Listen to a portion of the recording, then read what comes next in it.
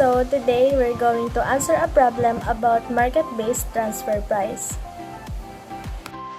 So here is the problem. Stavos Company's cabinet division manufactures a standard cabinet for television sets. The cost per cabinet is variable cost per cabinet of 70, fixed cost per cabinet of 30, for a total cost per cabinet of 100. Part of the cabinet division's output is sold to outside manufacturers of television sets, and part is sold to Stavos Company's Quark division, which produces a TV set under its own name. The cabinet division charges 140 per cabinet for all sales. The cost, revenue, and net operating income associated with the Quark division's TV set is given below. Selling price per TV set of 480, cost of the cabinet for 140, variable cost of electronic parts for 210, for a total variable cost of 350, contribution margin of 130, fixed cost per TV set of 80, and net operating income per set of 50. For additional information, the Quark division has an order from an overseas source for 1,000 TV sets. The overseas source wants to pay only 340 per set. So in this problem, we have 4 requirements to answer. For the first requirement, assume that the Quark division has enough idle capacity to fill the 1,000 set order. Is the division likely to accept the 340 price or reject it? Explain. The Quark division will probably reject the 340 price because it is below the division's variable cost of 350 per set. On the variable cost, it includes the 140 transfer price from the cabinet division, which includes 30 per unit in fixed cost. However, from the perspective of Quark division, the entire 140 transfer price from the cabinet division is a variable cost. Thus, it will reject the offer of 340 price. Second, assume that both the cabinet division and the Quark division have idle capacity. Under these conditions, would it be advantageous for the company as a whole if the Quark division rejects the 340 price? Show computations to support their answer. For requirement 2, we have price offered per set of 340 less variable cost per set. For the cabinet division, we have 70. For the Quark division, we have 210 for a total of 280.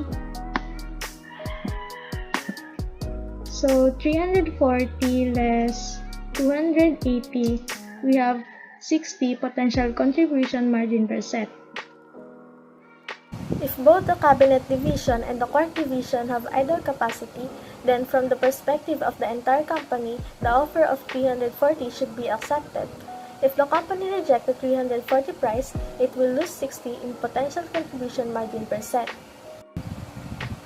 For the third requirement, assume that the Quark division has idle capacity but that the cabinet division is operating at a capacity and could sell all of its cabinets to outside manufacturers. Compute the profit impact to the Quark division of accepting the 1,000 set order at the 340 unit price. For requirement 3, we have price offered per set of 340 less lost revenue from sales of cabinets to outsiders of 140 and variable cost of Quark division of 210 for a total of 350. So 340 less 350, we have a net loss per TV set of 10.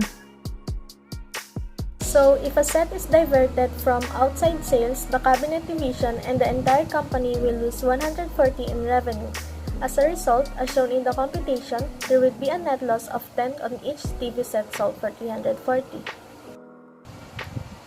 For the last requirement, what conclusions do you draw concerning the use of market price as a transfer price in intra-company transactions?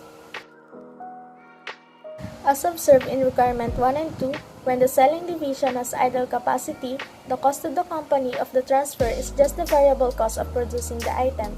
If the market price is used as a transfer price, the manager of the buying division will view that as his or her cost rather than the real cost of the company, which is just variable cost. Hence, the manager will have the wrong cost information for making decision. In requirement 3, When the selling division has no idle capacity, market price works very well as a transfer price. The cost to the company of a transfer when there is no idle capacity is the cost revenue from sales to outsiders. If the market price is used as a transfer price, the buying division will view the market price of the transferred item as its cost, which is appropriate because that is the cost to the company.